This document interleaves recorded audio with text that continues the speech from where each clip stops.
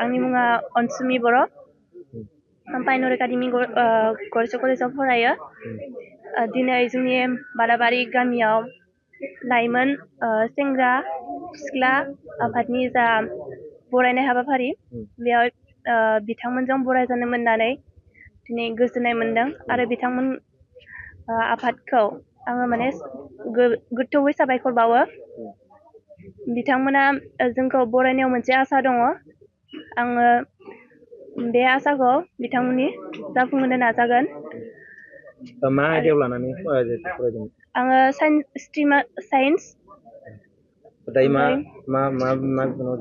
major लागोन फिजिक्सआव major लानो सानदों कलेजखौ 74.6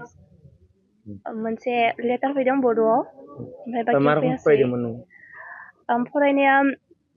रुटिन बानायनानै लादोंमोन क्लास टाइमाव मोनसे रुटिन क्लासनि टाइम ओमफ्राय एग्जामनि सिगाङाव 1 मान्थ बन्द थायोना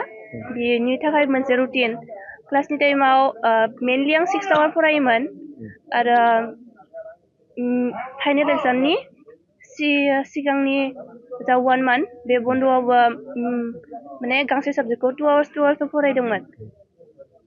गासैखौनो माने कमप्लिट खालामदोंमोन आरो बेवहाय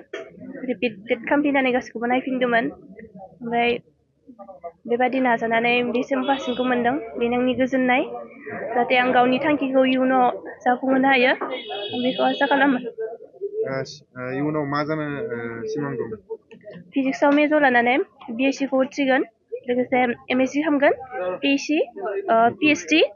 बेखौ खालामगोन ओमफ्राय प्रफेसार बे लाइनखौ लागोन आरो बे आंनि माने थांखिया बेनो गबिन बर' आं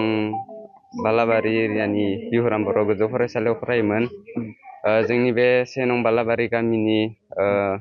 मानगोनां सेंग्रा सिख्ला नोंथांमोना जि दिनैनि बे बरायनाय हाबाफारिखौ लादों बेवहाय आंबो जोबोद गोजोननाय मोनदों आरो इयुनावबो बिब्दि हाबाफारिखौ लालांनानै जा फरायसाफोरखौ माने गोसो गुदुं खालामहोयो बेनि थाखाय आंबो जोबोद गोजोननाय मोनदों आंबो बिब्दिनो मा होनो कर्सिं लानानै बे मा होनो आनजाद होनो हादों बेसेबां पारसेन्ट मोनदों आङो 55.33 जौखोन्दो मोननो हादों HSLC आव जिहेथु नोंथाङा दिनै मेट्रिक होदों आं दा गरेस्वर ओनसोलनि पाइनर एकाडेमियाव साइन्स स्ट्रिमाव लादों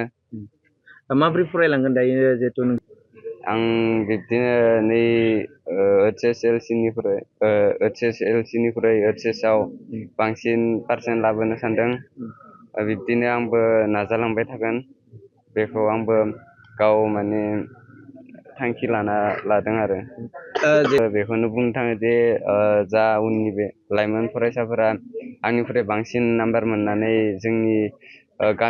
गामिजों लोगोसे ओनसोलखौबो मुंदांखा खालामो बेफोरखौनो बुंनो सानदों आंबो